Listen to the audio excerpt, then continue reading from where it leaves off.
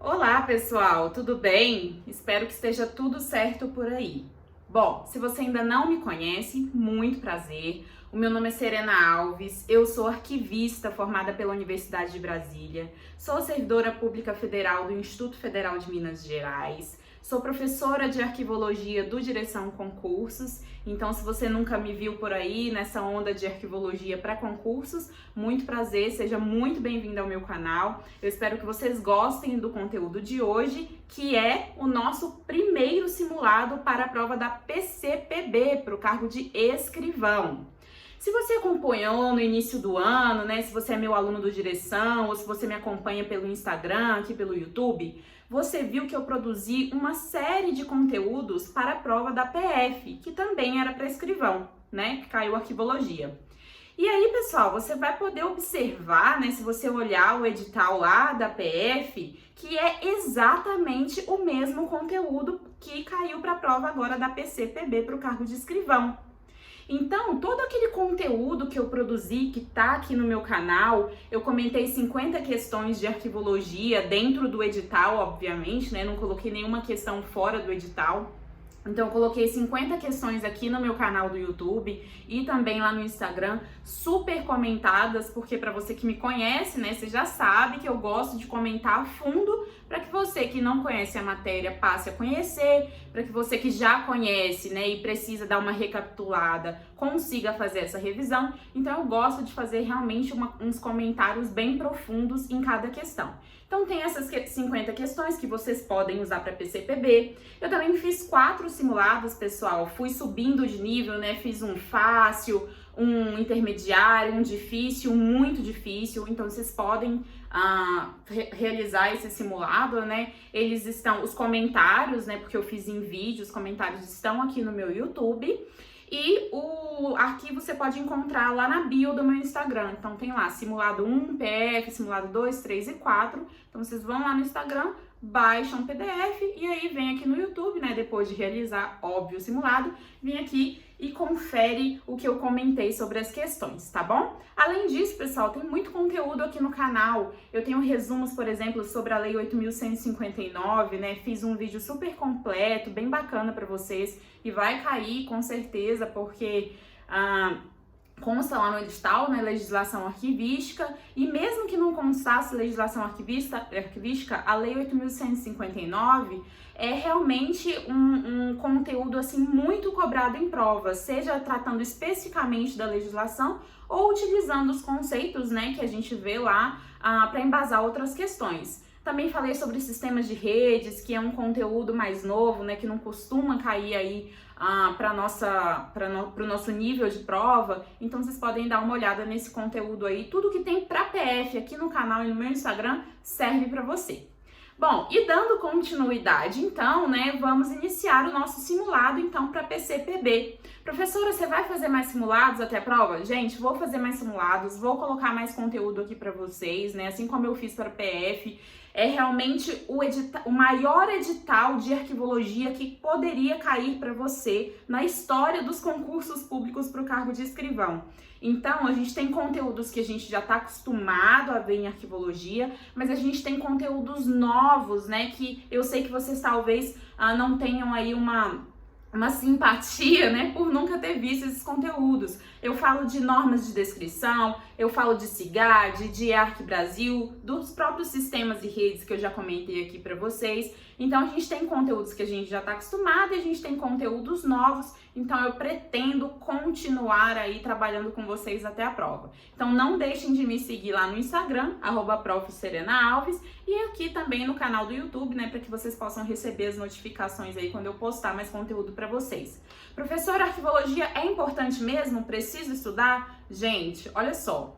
Concurseiro que tá lá em cima, que tá competindo ali nos primeiros lugares, sabe arquivologia. Porque arquivologia é uma matéria que sempre caiu e é uma matéria relativamente tranquila de ser aprendida. Então, quem tá lá em cima, quem tá competindo nos primeiros lugares, sabe a matéria e tem ponto garantido.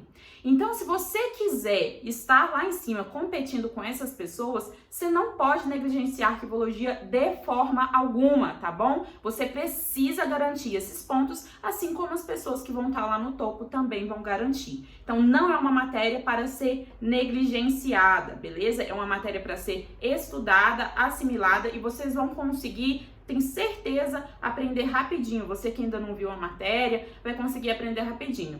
E você que já viu a matéria, mas está preocupada com esses novos conteúdos que eu citei aqui, né, que a gente não está acostumado a ver, não se preocupe. Se você estudar tranquilo, também dá para aprender, assim como você aprendeu os outros conteúdos. E pessoal, se você ainda não é meu aluno do Direção, né, pelo amor de Deus, vai lá no site do Direção, adquire o curso, tem a assinatura do PDF 2.0, tem o curso avulso, faz como você preferir, mas o curso está super completo, dá tempo de você estudar tudo até a prova com certeza. O pessoal que me conhece sabe que os meus cursos são muito leves, são cursos que eu costumo trabalhar assim de uma forma mais interativa com vocês, uma brincadeira aqui, uma brincadeira ali, para fazer com que você assimile o conteúdo, mas de uma forma mais leve, porque eu sei que vocês já têm muitas matérias, né, que são realmente matérias picantes, daquele jeito que a gente sabe. Então, o curso é muito tranquilo, o curso é leve, o curso é didático, eu tenho certeza que você vai gostar. Então, se você ainda não adquiriu o curso para PCPB, vai lá, a gente já está quase finalizando a postagem, estou postando as últimas aulas ali, então você já pode ficar tranquilo que tem muito material para você estudar, tá bom? Beleza? Bom, vamos lá então para o nosso simulado. Se você ainda não baixou, vai lá no meu Instagram, lá na bio do meu Instagram e baixa o simulado, aproveita para me seguir e a gente vai dar início aqui. Estou com o meu aqui e aí espero que você esteja daí para ir marcando e anotando as coisas sobre os conteúdos. Mais uma vez, não gosto de comentário raso, então se você quiser me colocar aí para falar 2 vezes mais rápido, fica à vontade. Eu não gosto muito, acho que a gente fica muito feio quando vocês colocam a gente para falar em 1.5, 2, nossa, é muito engraçado. Eu acho muito comédia. Mas se for, né, pro bem comum, a necessidade aí dos estudos de vocês, né, pode me colocar aí 2 vezes mais rápido, mas vai parando e vai anotando, porque tudo que eu vou falar aqui serve de base para você responder essas e outras questões, que é o nosso objetivo, beleza? Mais um comentário sobre o simulado, ele foi elaborado por mim, são questões inéditas e são questões super fáceis, mas muito fáceis mesmo. Por que, professora, que você fez esse simulado desse jeito? Porque eu preciso que você saiba o nível que você está em arquivologia. Se você resolveu esse simulado, sentiu dificuldade, muita dificuldade, errou a maioria das questões, isso quer dizer que você não tem base em arquivologia. Então eu preciso que você tenha base suficiente para você poder fazer os outros simulados que eu vou pegar um pouquinho mais pesado, tá bom? E aí você vai ter que correr atrás do conteúdo, vai ter que estudar a teoria. Então aqui é como se fosse para te nivelar em relação à matéria, beleza? Se acertou tudo, quer dizer que você tem uma boa base, porque eu pensei assim, beleza, eu tenho esses tópicos aqui do edital. O que é que os meninos precisam saber de cada tópico desse aqui, que é o mais básico? Que eles não podem entender arquivologia e não entender isso aqui, entendeu? Aí eu fiz dessa forma e fui construindo o simulado de nível fácil para você. Vamos lá, pessoal. Primeira questãozinha aí, nós vamos iniciar, né, a nossa questão inédita, questão número 1. Somente os documentos arquivísticos possuem organicidade, que é a característica determinante para se dizer que os documentos não foram misturados aos documentos de outras instituições. Para você responder essa questão, você precisa saber o que é organicidade. Pessoal, o documento de arquivo, ele é um documento orgânico. Se ele não tiver organicidade, quer dizer que ele não é um documento arquivístico, ele é um documento qualquer. Como assim, professora? Pessoal, dizer que um documento é orgânico quer dizer que ele foi produzido ou recebido no decorrer das atividades de uma instituição. E por isso ele é orgânico, ou seja, ele é arquivístico. Se o documento não foi produzido ou recebido no decorrer das atividades de uma instituição, isso quer dizer que ele não é arquivístico, que ele não é de arquivo. Por exemplo, se eu pego, por exemplo, a minha agenda né, tiro uma folha lá da minha agenda e deixo lá na mesa do meu trabalho. Ah, deixei lá, é meu e tal. Aquela folha que eu arranquei da minha agenda, aquilo é um documento arquivístico? Não. Por quê? Porque ele não foi produzido ou recebido no decorrer das atividades da minha instituição. Ele é um documento pessoal meu que, por um acaso, eu deixei lá em cima da minha mesa. Então, ele não é orgânico. Se ele não é orgânico, ele não é arquivístico. Entendido isso? Organicidade é igual a documento arquivístico, do contrário, não temos um documento arquivístico. Dito isso, vamos ler novamente a questão. Somente os documentos arquivísticos possuem organicidade. Beleza, né? Porque se não possuir organicidade, não é arquivístico, e os únicos documentos que possuem organicidade são os documentos arquivísticos. Documentos biblioteconômicos, museológicos ou outras fontes de informação não contêm essa organicidade, portanto não são arquivísticos. Até aí a nossa questão está correta. Que é a característica determinante para se dizer que os documentos não foram misturados aos documentos de outras instituições. Pessoal, essa última parte está incorreta, porque o princípio arquivístico que determina que os documentos que não foram misturados a outras instituições, na verdade, deixa eu reformular para você. A gente tem um princípio arquivístico que chama princípio da proveniência. E ele diz que os documentos de uma instituição, eles devem ficar juntos a ela. Eles não podem ser misturados aos documentos de outras instituições. Então, por isso que essa questão está errada. A primeira parte está certa, porque fala que somente os documentos arquivísticos possuem organicidade. Aí ele fala assim, define a organicidade, né? Que é a característica determinante para se dizer que os documentos não foram misturados aos documentos de outras instituições. Mas isso aí não é a definição de organicidade. Isso aí é a definição do princípio da proveniência, que diz que os documentos devem ficar juntos à instituição produtora e não podem ser misturados aos documentos de outras instituições. Então, primeira parte da questão correta, segunda parte da questão incorreta. Por que está incorreta? Porque essa não é a definição de organicidade, essa é a definição de princípio da proveniência. Beleza? Então tá, primeira questão aí incorreta e nós vamos para a próxima. Questão número 2. Tanto os documentos arquivísticos quanto os biblioteconômicos são colecionados naturalmente. Pessoal, olha só, a gente tem documentos arquivísticos, a gente tem documentos biblioteconômicos, a gente tem documentos museológicos. Cada um é acumulado de uma forma. O objeto deles é o mesmo, pessoal, é informação, né? Biblioteca com livro, museus com objetos, o arquivo com o documento em si, né? Cada um tem um objeto, mas trata-se de informação, de forma geral, concorda?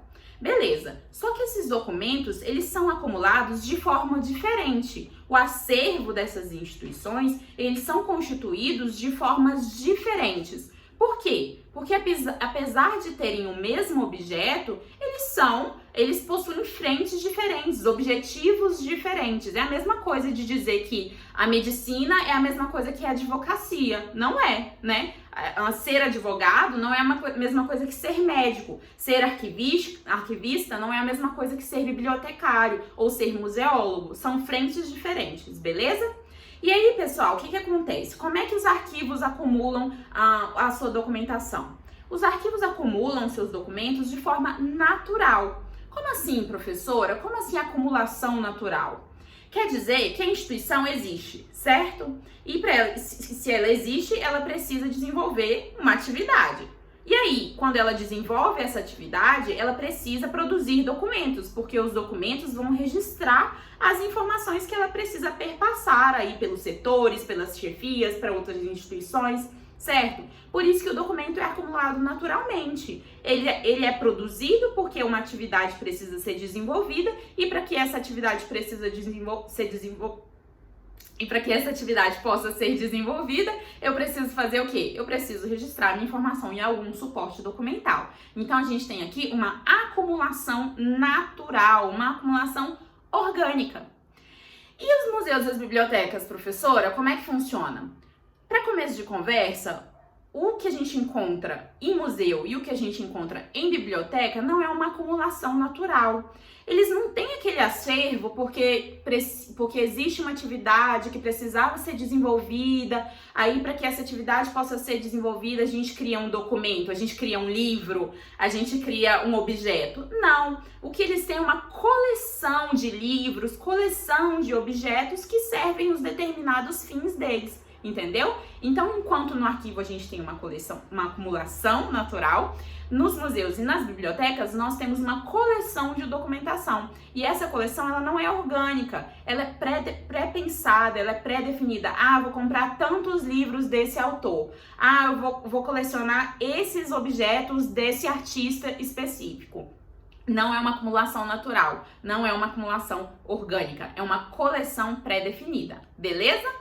Então tá, voltando para nossa questão, tanto os documentos arquivísticos quanto os biblioteconômicos são colecionados naturalmente? Questão super incorreta. Para começar, eles não são colecionados, eles são acumulados, né? E os biblioteconômicos, eles são colecionados, mas não é naturalmente. Então, questão número 2, incorreta. Pessoal, tô tentando ir o mais a fundo que eu posso nas questões com você. Eu tô te dando base para você responder essas e outras questões. Então anota tudo que eu falar. Eu não tô falando de graça porque eu gosto de falar. Tá, eu gosto de falar. Mas assim, eu não tô fazendo isso para gastar o seu tempo aqui. Tudo que eu tô falando aqui cai em prova. Tudo que eu tô falando aqui é retirado de questão. Esse termo colecionado, acumulado, organicidade, definição de princípio, tudo isso aqui cai em prova. Então, para e anota. Beleza, questão número 3. O suporte é determinante para que o documento arquivístico exista. Pessoal, para que vocês respondam essa questão, vocês precisam entender o que é suporte. O suporte é o material em que eu registro a minha informação. Se eu registro a minha informação numa pedra, a pedra é o suporte. Se eu registro a minha informação num tecido, o tecido é o suporte. Se eu registro a minha informação em um papel, o papel é o suporte, beleza? Então, o suporte é o material que eu escolhi para registrar a minha informação. Material mesmo, a estrutura que eu escolhi para registrar a minha informação. Quando eu registro a minha informação em um computador, né, quando eu digito ali, estou produzindo um documento, qual que é o suporte que eu escolhi? É o suporte digital, né, são os bytes ali que eu escolhi, os bits, né, como você preferir chamar. Então, o material que eu escolhi para registrar a minha informação é o suporte documental, beleza? Bom, dito isso, expliquei o que é o suporte, olha o que a questão fala. O suporte é determinante para que o documento arquivístico exista, pessoal.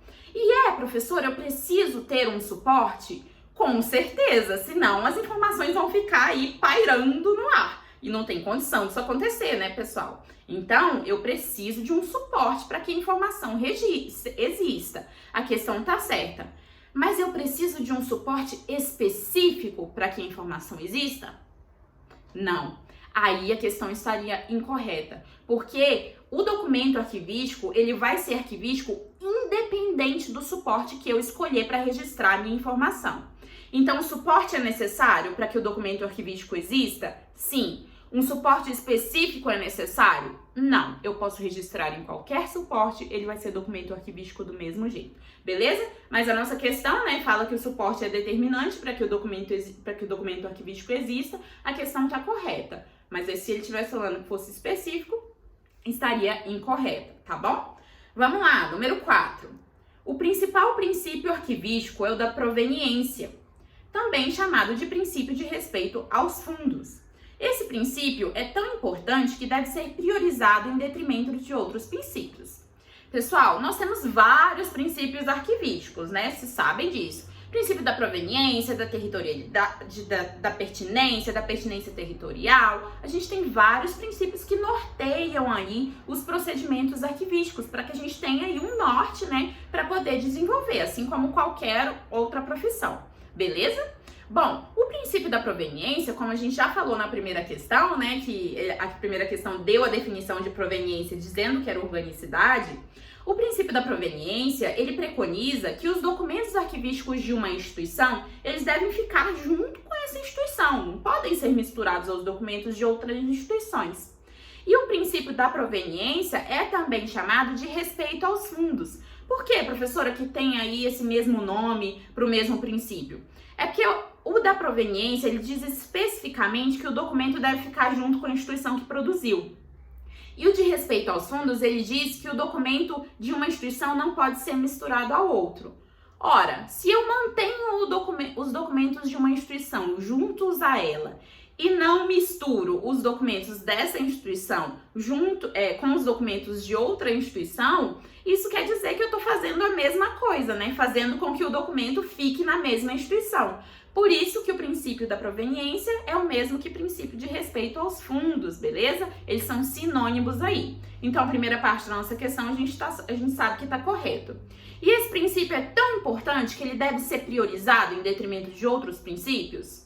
Pessoal, não existe essa hierarquia entre princípio arquivístico, isso cai demais em prova. Não existe hierarquia entre princípio arquivístico. Um princípio não deve ser utilizado em detrimento dos outros, de outro. Eles vão ser utilizados ali juntos, né? Porque tá tudo ali permeando o objetivo comum, que é proteger o acervo arquivístico, beleza? Então, nossa questão aí deve estar incorreta porque não tem essa priorização em detrimento de outros princípios. Então, 5. Todo sistema arquivístico possui um órgão central, entrando aí, né, no nosso tema de sistemas e redes, que está no seu edital da PCPB. Pessoal, sistemas e redes. A gente tem os sistemas e a gente tem as redes de arquivo. Cada um possui um objetivo e cada um possui uma estrutura a ser seguida. Pessoal, se todo sistema arquivístico ele possui um órgão central, todo sistema arquivístico ele possui um órgão central. Então, e rede, professora? Possui órgão central? Não, rede não possui órgão central, porque rede não tem essa cadeia de comando. Rede de arquivos é um conjunto de instituições ou de profissionais que se unem para um objetivo comum. O sistema não. Eles têm essa reunião, né, de arquivos, de pessoas, né, que se unem para um objetivo comum, mas a gente tem sempre alguém que lidera, que comanda, que determina o que vai ser feito naquele sistema. Professora, exemplo de sistema de arquivo, o SINAR, que é o Sistema Nacional de Arquivos. Quem que é o órgão central do SINAR? O órgão central do SINAR é o CONARC. Outro exemplo de sistema de arquivo, professora, o SIGA. O SIGA é o Sistema de Gestão de Documentos. Quem que é o órgão central do SIGA? O Arquivo Nacional. Então, todo sistema de arquivos vai ter sim um órgão central. Rede não, porque rede não tem essa determinação do que vai ser feito, tá bom? Então, nossa questão aí número 5, né, vai estar certinha, porque todo sistema possui órgão central. 6, pessoal, os documentos arquivísticos sempre se movimentam pelas 3 fases do ciclo vital, que são os arquivos correntes, intermediários e permanentes. Bom, se você já estudou comigo, você já sabe isso, né, de cor. Pessoal, a gente precisa produzir documentação, né, nas nossas instituições. Só que você concorda comigo que se eu produzo, utilizo e arquivo, vai chegar um momento que esse negócio aqui, esse conjunto documental que eu arquivei, vai estar o caos. E aí que entra o quê? Os arquivistas, né? Os pobres arquivistas que vão lá organizar a documentação. Porque ao invés da instituição produzir, utilizar, tramitar, avaliar, né, fazer todo o procedimento, não, a instituição só produz, utiliza e arquiva, produz, utiliza e arquiva. E aí, pessoal, o que se faz, né? Quais são os procedimentos, uma das alternativas que a gente utiliza, né, para fazer uma gestão documental eficiente, para não simplesmente produzir, utilizar e arquivar? A gente usa um conceito chamado teoria das 3 idades ou ciclo vital dos documentos. O que é isso? Eu tenho os meus arquivos correntes, os arquivos intermediários e os arquivos permanentes. Essa é a sistematização que eu tô falando para você. Professora, o que é esses arquivos correntes? Os arquivos correntes, vocês podem interpretar como se fosse o setor de trabalho. Sabe lá na sua mesa do seu trabalho ou no seu futuro trabalho, né? Que você vai lá sentar e vai ter as suas atividades para desenvolver, e aí tem uma pilha de processos para você dar andamento, ou você tá lá no seu sistema informatizado da sua instituição, e nesse sistema informatizado a gente tem lá na caixa de entrada um monte de processo para você poder analisar e dar andamento. Pois é, esse é o arquivo corrente. O arquivo corrente, ele vai guardar, né, ele vai manter os documentos que estão em uso frequente, né, cujas demandas ainda precisam ser desenvolvidas, que estão cumprindo as funções pelas quais eles foram criados. Então, o arquivo corrente é isso, né, vai manter aquela documentação ali que está em curso, que precisa ter alguma atividade desenvolvida. E os arquivos intermediários, professora? Os arquivos intermediários, pessoal, eles vão armazenar os documentos que já cumpriram as funções pelas quais eles foram criados lá no setor de trabalho, lá no arquivo corrente. E aí, o que vai acontecer? Eles vão, depois que eles cumprirem essas funções, eles vão para o arquivo intermediário. E lá no arquivo intermediário, eu vou deixar esse documento até que um instrumento que a gente chama tabela de temporalidade defina se ele vai poder ser eliminado ou se ele vai poder ser guardado permanentemente. Se ele for eliminado, é porque ele não possui mais valor para a instituição. Se ele for guardado permanentemente, quer dizer que depois que ele cumpriu as funções pelas quais ele foi criado, o que acontece? Ele adquiriu um valor secundário, que é o arquivo vai passar a servir à instituição a partir de suas características históricas, culturais, probatórias ou informativas. Então, ele não vai ser eliminado, ele vai ser guardado, porque ele é um documento histórico, ele é um documento importante, ele é um documento que representa a instituição, ele é um documento de cunho informativo, beleza? Então, ele vai ser guardado lá, recolhido para o arquivo permanente. Do contrário, ele vai ser eliminado. O arquivo intermediário também, pessoal, ele pode continuar servindo ao arquivo corrente. Quer dizer, se eu estou trabalhando lá no arquivo corrente, lá no meu setor, e preciso utilizar algum documento que já foi para o arquivo intermediário, para consulta, por exemplo, eu posso solicitar para o arquivo intermediário. Eu falo, ô fulano, empresta esse processo aí para eu dar uma olhada aqui numa referência, porque eu estou desenvolvendo uma mesma atividade aqui. Aí eu posso utilizar.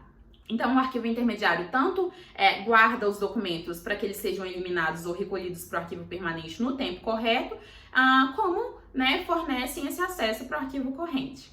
E os arquivos permanentes? Os arquivos permanentes, pessoal, pensam neles sempre assim, como se eles fossem a nata do que foi produzido na instituição. Sabe, assim, tudo que foi produzido e que não é preciso guardar já foi eliminado.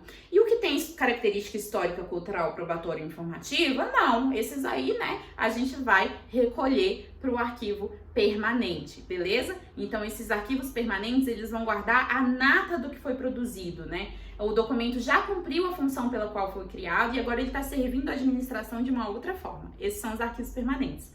Então, com base nos arquivos correntes, intermediários e permanentes, a gente vai sistematizar tudo que está sendo produzido na instituição, ao invés de produzir, utilizar, arquivar, produzir, utilizar, arquivar. Não, agora a gente vai manter somente o que está sendo utilizado no arquivo corrente. A gente vai manter somente os documentos que realmente estão servindo de base para que alguma atividade da minha instituição possa ser desenvolvida. E aí, depois que a demanda foi finalizada, né, que o objetivo foi cumprido, eles não precisam ficar ocupando espaço lá no meu arquivo permanente ou na caixa de entrada do meu sistema arquivístico. Aí, pessoal, eu vou poder deixar lá no arquivo intermediário, né? Para que os documentos fiquem aguardando lá pelo tempo necessário, sejam recolhidos ou eliminados. Além disso, eu vou ter ali a produção da nata, né, da minha instituição, de informação da minha instituição lá nos meus arquivos permanentes. Então, eu tenho os documentos corretos, pelo tempo correto, no espaço correto. E é isso que a gente faz em termos de gestão documental. Esse é um mecanismo que a gente utiliza, tá bom? Expliquei todo o ciclo vital para vocês. E aí a nossa questão fala assim: os documentos arquivísticos sempre se movimentam pelas 3 fases do ciclo vital: arquivos correntes, intermediários e permanentes. Aí você vai falar, professora, acabou de me falar, né? Movimenta mesmo, quando tá no corrente é porque tá em uso, no intermediário tá guardando, no permanente é porque tem valor secundário. Mas não é assim, pessoal. Os documentos, eles não passam pelas 3 fases sempre. Olha só, o documento, ele pode ser criado no arquivo corrente, ser utilizado e ser eliminado diretamente do arquivo corrente. Ou ele pode partir do arquivo corrente, ser utilizado, transferido para o arquivo intermediário e ser eliminado no arquivo intermediário. Ou seja, eu já levantei a hipótese para você dele não passar pelo arquivo intermediário, porque foi eliminado no arquivo corrente, e dele não passar no arquivo permanente, porque ele foi eliminado no arquivo intermediário. Então, por aí você já entende, né, que não necessariamente os documentos passam pelas 3 fases. Nem todo documento, aliás, a maioria deles não possui valor secundário, não possui características históricas, culturais, probatórias ou informativas que os dignifiquem, né, para serem recolhidos para o arquivo permanente. Então, tem documentos que não vão chegar lá. Eu tenho documentos também, pessoal, que vão direto do arquivo corrente para o permanente, porque não tem necessidade deles ficarem no arquivo intermediário. Então, assim, essa movimentação ela acontece, mas ela não acontece para todos os documentos. Cada um ali vai ficar pelo tempo correto na fase correta, tá bom? Então, a nossa questão aí tá incorreta. Vamos lá, número 7. A tabela de temporalidade deve ser utilizada antes do plano de classificação. Lembra que eu falei para vocês que a tabela de temporalidade é que vai definir por quanto tempo cada documento vai ficar em cada fase do ciclo documental? Pois é. Lá no meu arquivo corrente, o documento está lá sendo utilizado, a demanda está sendo desenvolvida, beleza. Aí a tabela de temporalidade vai definir assim, ó, esse documento ele precisa ficar por tanto tempo no arquivo corrente, depois ele vai para o arquivo intermediário, vai ficar por X tempo e depois ele vai ser eliminado. Então a tabela de temporalidade que faz isso. E ela só existe porque existe um plano de classificação.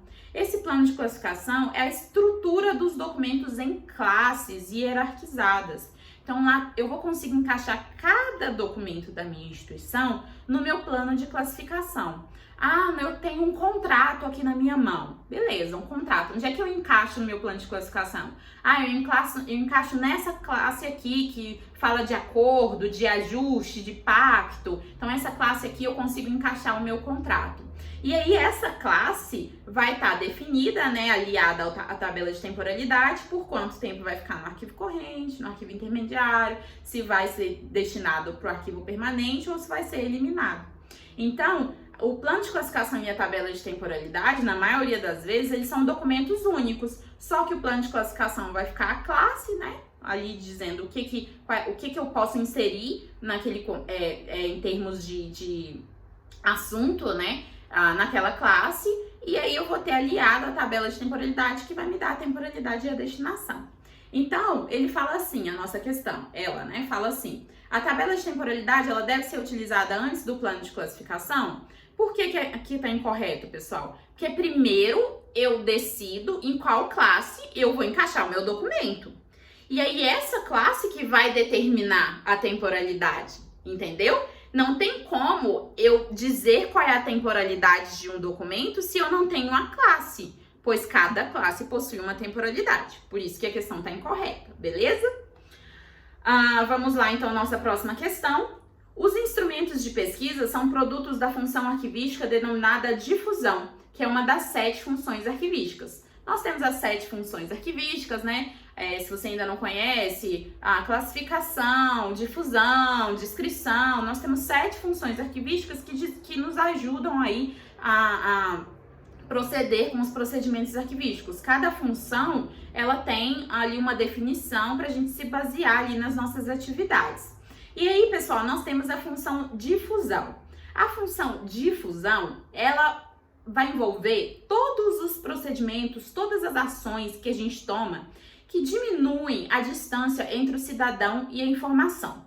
Por exemplo, se eu tenho lá, né, o meu conjunto documental no arquivo permanente, e aí eu resolvo convidar uma escola para ir lá conhecer o conjunto documental da minha instituição permanente. Aí a escola vai lá, a gente faz a visita.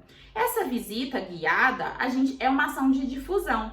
Por quê? Porque eu diminuí a distância entre o aluno lá da escola e a informação que está registrada nos meus documentos. Se eu produzo um livro utilizando os documentos na minha instituição, é uma ação de difusão, porque eu estou diminuindo a distância entre o cidadão e a informação, beleza? Então, isso que são ações de difusão, que só são desenvolvidas no âmbito do arquivo permanente. Aí a questão fala assim, os instrumentos de pesquisa são produtos da função arquivística denominada difusão, que é uma das 7 funções arquivísticas. Aí você vai pensar, professora, o que é instrumento de pesquisa? Instrumento de pesquisa, pessoal, são instrumentos de pesquisa mesmo, são documentos, né, são manuais, digamos assim, que a gente utiliza no âmbito do arquivo permanente para fazer com que o cidadão encontre a informação que ele deseja de uma forma mais rápida, de uma forma mais completa. Então, ao invés dele chegar lá no arquivo e falar assim, eu quero ver documentos sobre a história de Belo Horizonte. Mas isso é muito amplo, né? Que tipo de documento que você quer, de que data, qual que é o nível de completeza. Então, enfim, tem inúmeras questões, né? E para que ele não chegue assim lá no arquivo, né? Ou ele pode até chegar, mas a gente vai oferecer esses instrumentos de pesquisa para ele olhar, esse conjunto documental que me interessa, esse aqui não, esse aqui tá muito específico, esse aqui tá muito abrangente, eu quero ver esses documentos aqui sobre a história de Belo Horizonte, entendeu? Então, os instrumentos, eles servem para isso. Aí você vai falar, professora, você falou que a difusão é uma função da arquivística, uma das 7 funções que diminuem a distância entre o cidadão e a informação. Qualquer ação que diminui essa distância. E você falou que os instrumentos de pesquisa facultam o acesso do cidadão. Ele chega lá todo doido, né, querendo tudo, e os instrumentos guiam a pesquisa dele. Então, ele está diminuindo a distância entre a informação e o cidadão. Então, é realmente uma função de difusão. Aí eu vou te falar que não. Você sabe por quê? Porque antes da função de difusão ser aplicada, esses documentos, esses instrumentos, eles foram produzidos. E eles são produtos da função descrição e não da função difusão. Antes deles facultarem esse acesso, eles são produtos de outra função, a chamada função descrição. Descrever é pegar um documento, retirar as informações mais importantes deles ali, que o representem, e inserir em um instrumento de pesquisa. Então, a nossa questão fala que os instrumentos de pesquisa, eles são produtos da função arquivística difusão, mas na verdade eles são produtos da função arquivística descrição, porque é quando eu descrevo, ou seja, analiso o documento, retiro as partes importantes e coloco em um instrumento de pesquisa, que pode ser detalhado ou abrangente. E aí, quando eu faço isso, eu produzo o meu instrumento de pesquisa. Então, é através da descrição que eu tenho a produção do instrumento de pesquisa e não da ação de difusão. Beleza? Aqui ele fala especificamente, os instrumentos de pesquisa são produtos da função de difusão. E não, na verdade, os instrumentos de pesquisa, eles são utilizados pela difusão para promover o acesso, mas eles são produtos da função descrição. Peguei pesado nessa aqui, né? Mas aí você já aprendeu 2 funções arquivísticas, olha pelo lado bom. Vamos lá, questão número 9. O protocolo é o setor responsável por controlar a movimentação dos documentos. Suas atividades envolvem algumas etapas, entre elas o recebimento, a distribuição e a expedição. Pessoal, protocolo, porta de entrada e saída dos documentos na instituição. Quando eu tenho o protocolo, eu tenho um setor responsável por controlar a movimentação dos documentos. Então, nada entra e nada sai da minha instituição sem passar pelo protocolo. Afinal, estamos falando de documentos oficiais. Para desenvolver essas atividades de protocolo, pessoal, eu realizo algumas atividades, né? O protocolo tem algumas fases. Quais são as fases de protocolo? Recebimento, registro, autuação, distribuição, tramitação, ou controle da tramitação e expedição de documentos. Vamos lá. Recebimento, registro, autuação, classificação, distribuição, tramitação, controle da tramitação e expedição de documentos. Beleza? E aí o que acontece? Por essas atividades, a movimentação dos documentos ela vai ser controlada. Isso quer dizer que eu vou saber com quem tá, por quanto tempo tá, qual ação que foi empreendida naquele documento. Então, se alguém pergunta onde é que está um processo, um documento, a gente vai saber responder porque existe todo um controle feito pelo protocolo. E aí a questão fala justamente isso, né? Que é o setor responsável por controlar a movimentação dos documentos e que as atividades envolvem algumas etapas, né? Como o recebimento, a distribuição e a expedição. Tá certinho? Receber é literalmente receber. Registrar é você pegar as informações do documento e inserir um documento em um sistema manual ou informatizado. A classificação é o ato de descobrir a qual classe aquele documento faz referência, como a gente comentou em outra questão. A distribuição é enviar o documento para o destinatário internamente à instituição.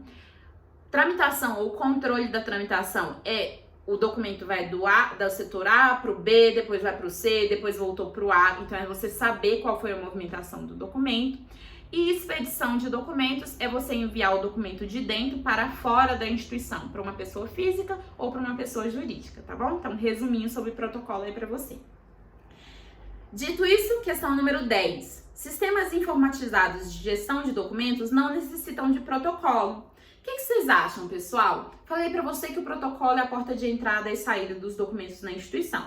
Falei que todo documento que entra e sai, ele precisa ser controlado. A gente precisa saber, né, por meio de uma numeração, onde é que está esse documento, quais foram as ações empreendidas, né? Estamos falando aqui de instituições públicas, né, no caso. Então, a gente precisa saber o que está acontecendo com cada documento.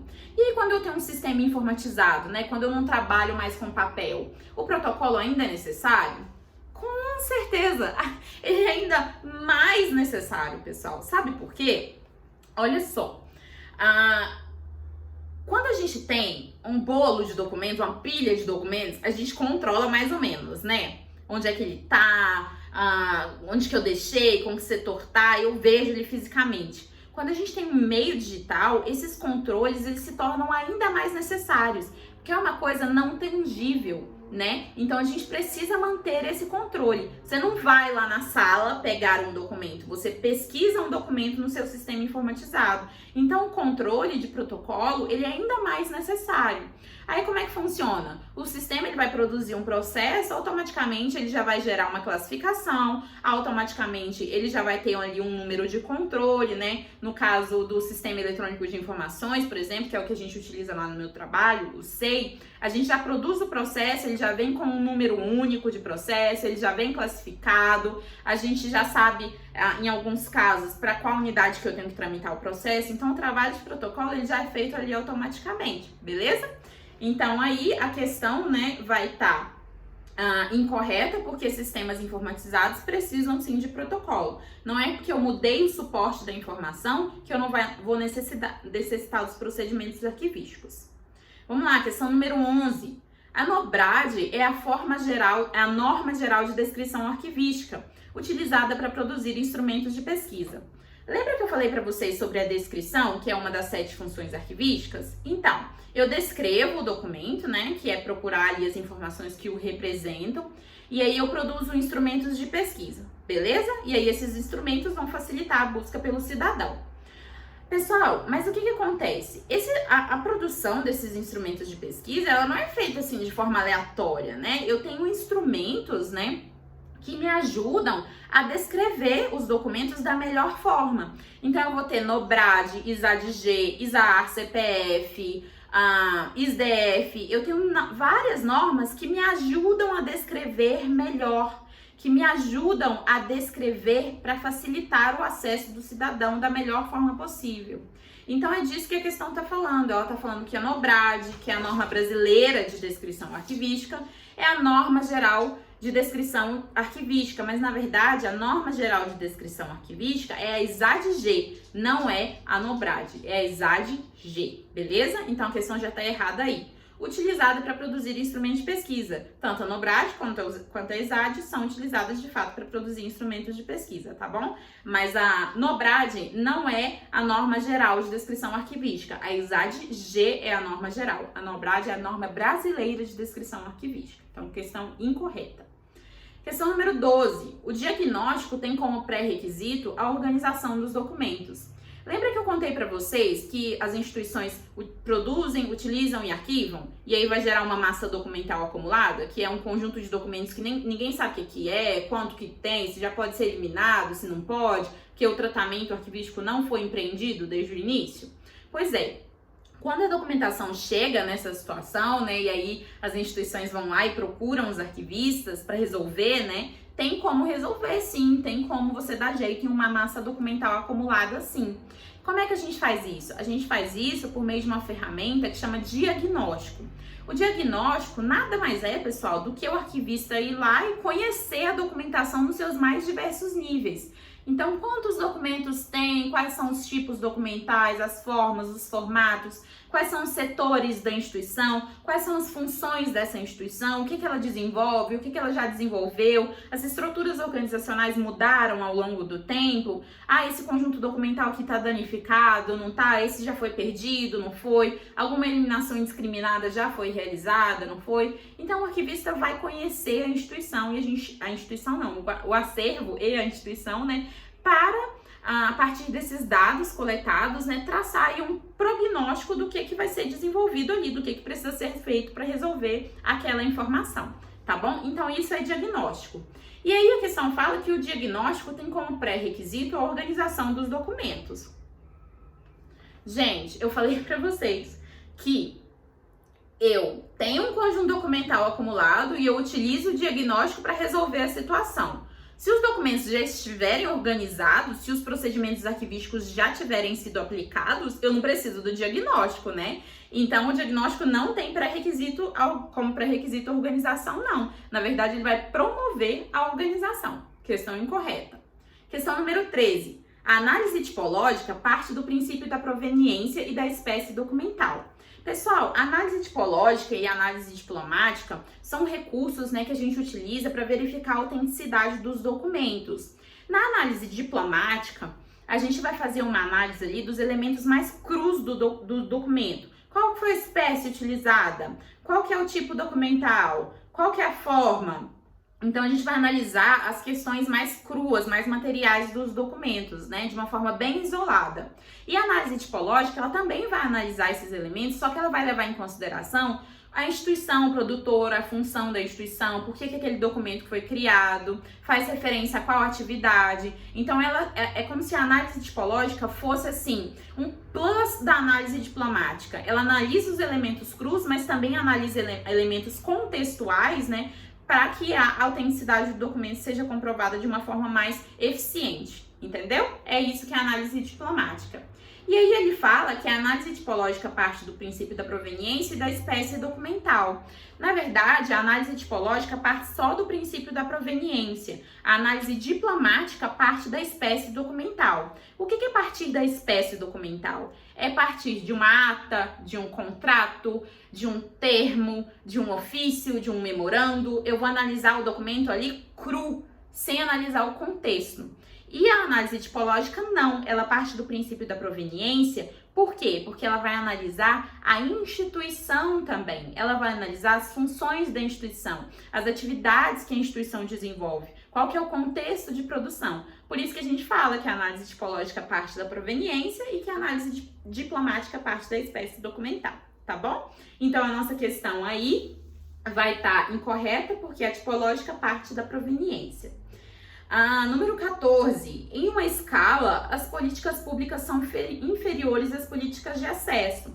Pessoal, nós temos várias políticas, certo? Eu tenho políticas mais gerais, políticas mais específicas, vocês concordam? Pois é, então é isso que a questão está falando. Ela está falando assim, ó, as políticas, em termos de escala, né? Se a gente for hierarquizar, as políticas públicas, né, que são super gerais, né? Pode ser política de qualquer coisa. São inferiores às políticas de acesso?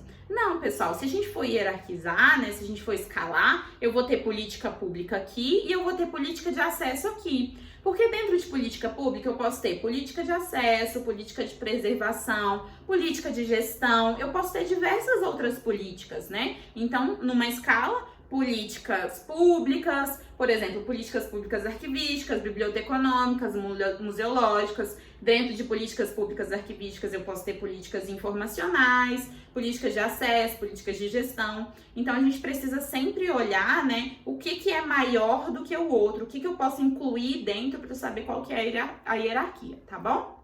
Então a questão fala que as políticas públicas são inferiores às políticas de acesso, mas na verdade não, tá incorreto.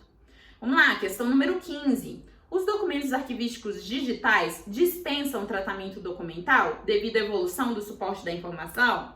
Essa é clássica. Gente, as bancas, CESP principalmente, adora falar que porque a gente tem agora, né, a produção informatizada de documentos, né, em bytes ou bits, tá? A gente não precisa da gestão documental, esses procedimentos arquivísticos não precisam ser mais utilizados, ou uma parte a gente pode deixar para lá. Pessoal, tudo isso é balela. Eu não falei para vocês no início, quando a gente começou o nosso simulado, que para que o documento seja documento arquivístico, eu tenho que ter um suporte, certo? Mas o tipo de suporte que eu escolhi independe. Então não importa se eu estou produzindo digitalmente ou se eu estou rabiscando numa parede. A informação é registrada no documento do mesmo jeito e ela precisa de tratamento do mesmo jeito. E eu digo mais. Quando a gente produz digitalmente, quando a gente produz em sistemas informatizados, a gente precisa ter um cuidado muito maior porque não é tangível. Quando a informação se perde, ela se perde mesmo. Você não vai lá naquele monte de caixa e encontra, não. Então, se você não tiver procedimentos de indexação, se você não tiver procedimentos de busca bem definidos, se você não tiver classificação de documentos, né, para encontrar ali os que estão na mesma classe, se você não eliminar os que não tem mais necessidade e guardar os que são de valor permanente, você vai ter a mesma bagunça física, só que em meio digital. Isso pode ser muito mais perigoso. Então, quando a questão falar que porque a gente está produzindo digitalmente, os procedimentos arquivísticos não são mais necessários, ó, isso aí é tudo balela, tá bom? Pode marcar incorreta como essa aqui, número 15. Vamos lá, questão 16. SIGAD significa Sistema Informatizado de Gestão Arquivística de Documentos. Essa foi manha, né, pessoal? A gente não tem a gestão documental convencional? A gente produzia papel e fazia a gestão documental que a gente já comentou aqui, certo? Arquivos correntes, intermediários, permanentes, né? Para falar aí bem o básico. Pois é, quando a gente produz digitalmente, a gente tem a mesma gestão documental, só que em sistemas informatizados, correto? É a mesma gestão que eu preciso fazer, só que dentro de um sistema informatizado. Só que o sistema informatizado, ele não pode funcionar de qualquer forma. Ele tem que funcionar a partir de requisitos técnicos específicos. Por isso que a gente tem os sistemas informatizados de gestão arquivística de documentos, porque ele vai incorporar todos os procedimentos de gestão arquivística de documentos. E a gente chama de SIGAD. Eu tenho a gestão documental convencional e eu tenho o SIGAD, que é a gestão convencional, a mesma gestão convencional, só que aplicada, né, aos documentos digitais, que é o nosso SIGAD, beleza? Professora, como é que eu tenho um bom SIGAD? Um bom SIGAD, pessoal, ele tem que estar de acordo com o modelo de requisitos para sistemas informatizados de gestão arquivística de documentos, que é o nosso eArc Brasil. O eArc Brasil é uma ferramenta, né, um instrumento que vai promover, né, os requisitos ali que eles consideraram serem necessários para que um sistema de gestão arquivística de documentos, um sistema informatizado de gestão arquivística de documentos, seja um bom sistema. Então ele vai falar, olha, esse sistema aí, ele tem que ter plano de classificação, ó, ele tem que promover a eliminação de documentos, ele tem que levar em consideração a descrição. Então ele vai ali vai estabelecer diversos requisitos que um sistema informatizado tem que ter para ser um bom sistema de gestão arquivística de documentos, beleza? E aí ele vai falar, olha, esse requisito é obrigatório, esse requisito aqui é facultativo, esse aqui é altamente desejável que você tenha. E aí ele vai estabelecer ali uma hierarquia, tá bom? A partir das necessidades de um SIGAD. Então, a questão fala que só o conceito, né, o que é SIGAD, Sistema Informatizado de Gestão Arquivística de Documentos, está certinho, cai na sua prova. Vamos lá, os níveis de sigilo possíveis, de acordo com a Lei 12.527 de 2011, são ultra secreto, secreto, confidencial e reservado. Nós temos a Lei 12.527 de 2011, que é a nossa Lei de Acesso à Informação. A LAI, né, a nossa Lei de Acesso, ela vai definir que alguns documentos eles precisam ficar sigilosos, né, por causa do conteúdo deles. E aí vai falar, olha, esses documentos aqui, eles podem ser sigilosos. E eles vão ser classificados em 3 níveis. Os níveis de sigilo, que são ultra secreto, secreto ou reservado. Ultra secreto, secreto ou reservado. Vocês viram que eu não falei confidencial, né? Então, nossa questão já está incorreta. E esses níveis de sigilo, pessoal, eles têm prazo máximo para ficarem restritos. Não é para sempre, não, porque não é desse jeito, não é bagunçado, não, tá bom? Ultra secretos, máximo 25, prorrogáveis por mais 25. Secretos, 15. Ultra secretos, secretos 15 e reservados 5. Ultra secretos, 25. Secretos, 15. Reservados, 5. Beleza? É uma escadinha. Se você tirar aí 25 menos 10 vai dar 15, 15 menos 10 vai dar 5, para você lembrar aí dos níveis de sigilo, tá bom? Beleza, vamos lá então para a nossa questão, né? Ela fala que os níveis de sigilo possíveis, de acordo com a lei, são ultra secreto, secreto, confidencial e reservado. Tá incorreto porque confidencial não é mais uma classificação possível. Questão 18. Qualquer cidadão pode solicitar o acesso às informações públicas, desde que seja feito formalmente, por e-mail? A nossa lei, que é a Lei 2.527, ela estabelece, né, que as informações elas são públicas, né, de forma geral. A regra é a publicidade, né? A exceção é a restrição. Então, pessoal, a lei, né, ela veio para isso, ela veio para dar a transparência necessária aos documentos, né? E aí qualquer cidadão pode pedir acesso às informações públicas. E, pessoal, a lei fala que não precisa ser por e-mail, não. Qualquer meio oficial pode ser utilizado. Na administração pública federal, por exemplo, a gente tem um sistema que chama Fala BR. E aí você pode, por exemplo, solicitar para o FMG uma informação por meio do Fala BR. E aí é um sistema, né, que tem prazos, né, para que eles possam te responder. São 20 dias, prorrogáveis por mais 10. Aí você pode entrar com recurso em várias instâncias para que você, de fato, possa ter a sua informação ali de uma forma bem padronizada. Então, não necessariamente precisa ser o e-mail, tá bom? Em qualquer forma oficial. Então, a questão tá incorreta. Vamos lá. O conceito de gestão de documentos envolve a produção, utilização, classificação, avaliação e arquivamento de documentos. Eu não me lembro se é o artigo 2º ou 3º da Lei 8.159 de 91, que é importantíssima e tem vídeo aqui no meu canal sobre ela. Ele fala do conceito de gestão de documentos, conjunto de procedimentos e operações técnicas referente à produção, utilização, tramitação, avaliação e arquivamento de documentos em fase corrente intermediária e recolhimento para guarda permanente. Mais ou menos assim o conceito. Depois você dá uma olhada lá na legislação, acho que é 2º ou 3º. E aí, pessoal, esses procedimentos, né, produção, utilização, tramitação, avaliação e arquivamento, são as atividades que envolvem a gestão de documentos que super caem em prova. Aí a questão está falando, o conceito de gestão de documentos envolve produção? Envolve utilização? Envolve classificação? Não. Produção, utilização, tramitação, avaliação e arquivamento. Não tem classificação. Classificação é uma das 7 funções arquivísticas, tá bom, pessoal? Mas não faz parte do programa de gestão. Ela é desenvolvida no programa de gestão, mas não é listada como uma dessas atividades, tá bom? Então, questão incorreta, não deixe de dar uma olhada nesse artigo. Questão número 20, nossa última questão. Ai, que triste, professora. Triste nada. Já falou muito, professora. Ninguém aguenta mais a senhora. Nossa senhora, isso que é arquivologia. Imagina se você ensinasse direito constitucional. Ia ficar o dia inteiro aqui, pelo amor de Deus. Pessoal, realmente, eu gosto de falar mesmo, mas é porque eu gosto de passar o conteúdo para vocês da forma mais completa possível, né? Se tem a opção de acelerar, e se tem a opção de não assistir também, né? O que eu acho uma pena, porque eu faço aqui com muito carinho para vocês.